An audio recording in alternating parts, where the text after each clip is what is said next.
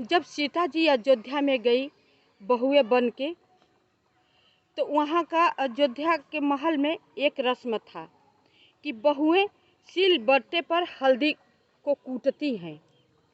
तो सीता जी जनकपुर में कभी सिलबट्टे पर हल्दी कूटी नहीं थी, वो तो राजकुमारी थी। लेकिन तो ससुराल है, जहाँ पर जैसा रस्म होगा वो तो करना ही पड़ेगा। तो उन्हें दिया गया कूटने के लिए। एक हंसी ठिठोली होती है, तो दिया गया तो हल्दी छटक छटक जा रही थी, तो सब लोग हंसते थे।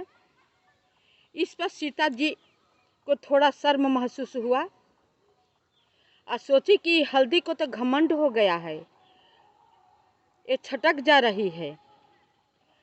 अब क्या किया कि हल्दी को तीखे नैन से गुस्से करके देख दिया। हल्दी वहीं पर सीता जी को देखते हुए जलकर राख हो गई।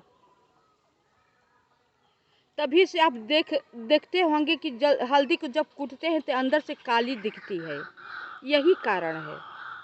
ये दृश्य किसी ने नहीं देखा, लेकिन महाराज राजा दशरथ जी ने देख लिया और देख करके चुप रह गए, दंग रह गए। उसी समय उन्होंने सोचा कि सामान्य लड़की नहीं है, ये लड़की से महसूस करके रह गए। जब एकांत सब माहौल हंसी ठिठोली के समाप्त हो गया, तो एकांत में सीता जी को बुलाया। राजा दशरथ जी ने बुला करके कहा, हे बेटी, हम तुमसे कुछ वचन लेना चाहते हैं। बोली, ठीक है पिताजी। सीता जी आ गई तो बोले राजा दशरथ जी कि हे बेटी, जिस तरह से तुम हल्दी कूट रही थी और हल्दी छटक छटक जा रही थी, तुम चाह करके नहीं कूट पाई, तो ये बेटी तुम उसे देख लिया तीखे नैन से, वो हल्दी जल कर राख हो गई। ये देख करके मुझे आश्चर्य हुआ बेटी।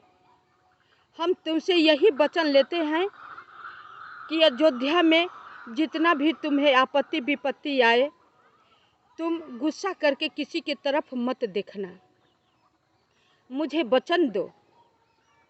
सीता जी ने राजा दशरथ जी को वचन दे दिया कि मैं कभी गुस्सा नहीं करूंगी, अयोध्या में किसी को तीखे नैन से नहीं देखूंगी।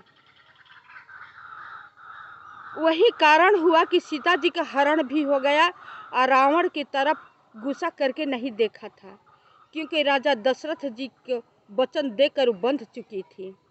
तभी रावण लेकर चला गया और सीता जी लंका में चली गई।